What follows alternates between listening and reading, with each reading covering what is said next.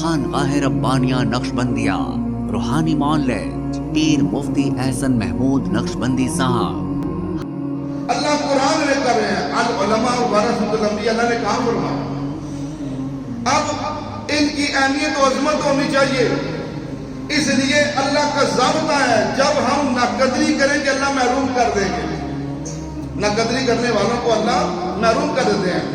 2011 میں انگوٹھے کی بات سنانے لگا، یمن کے اندر ہماری واقعہ کی جماعت گئی، 1 سال کی جماعت تھی جس میں یہ بندہ ناچیز بھی تھا۔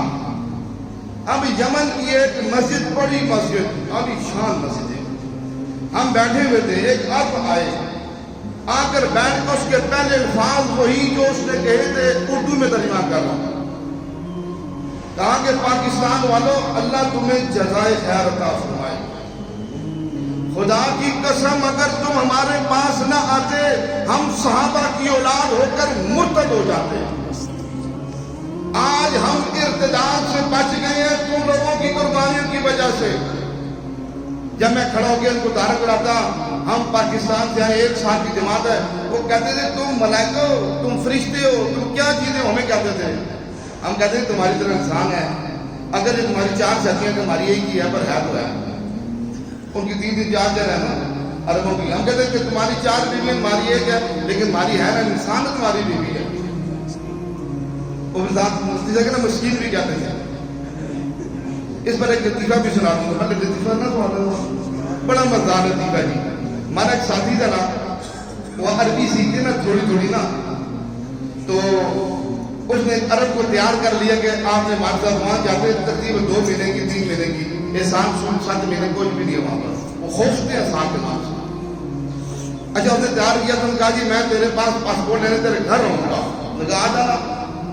اب وہ پاسپورٹ کے لیے پوچھی گیا، نے کہا جی جوازات کہتے ہیں، جوازات کہتے ہیں پاسپورٹ، تو وہ کیا جناب یاد کرتا ہے جوازات جوازات جوازات، وہاں کوئی پہنچا کوئی جوازات بھول گیا، کہتا شیخ یاد دی زوجہ، سمجھے بیوی کو لے کے آؤ،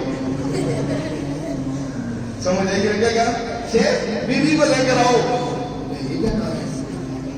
انہوں نے یہاں شیخ سنا یاد دی زوجہ،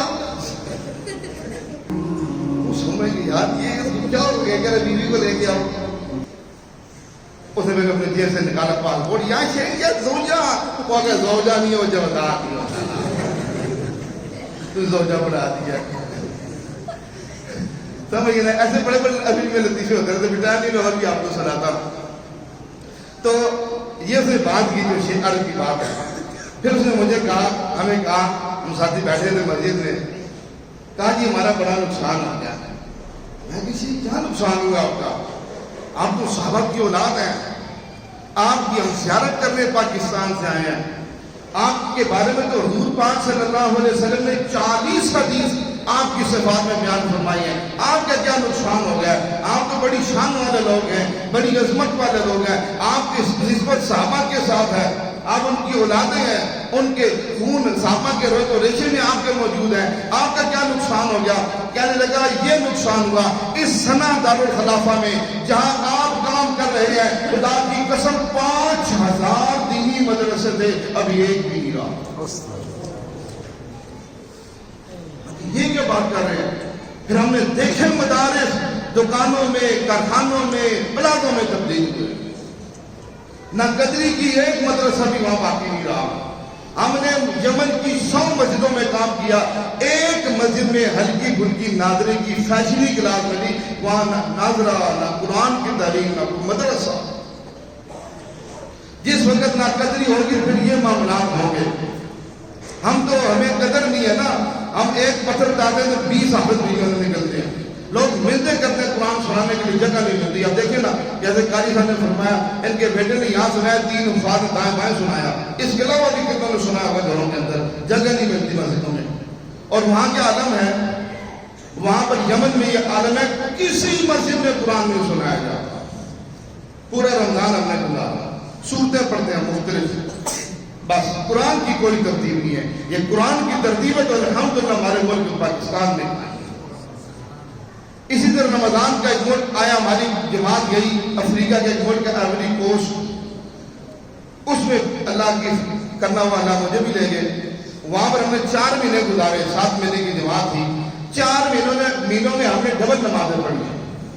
ہمارے ہاں جادو، جنات، بندش اور نظر بد کا شافی علاج قرآن و سنت کی روشنی میں کیا جاتا ہے.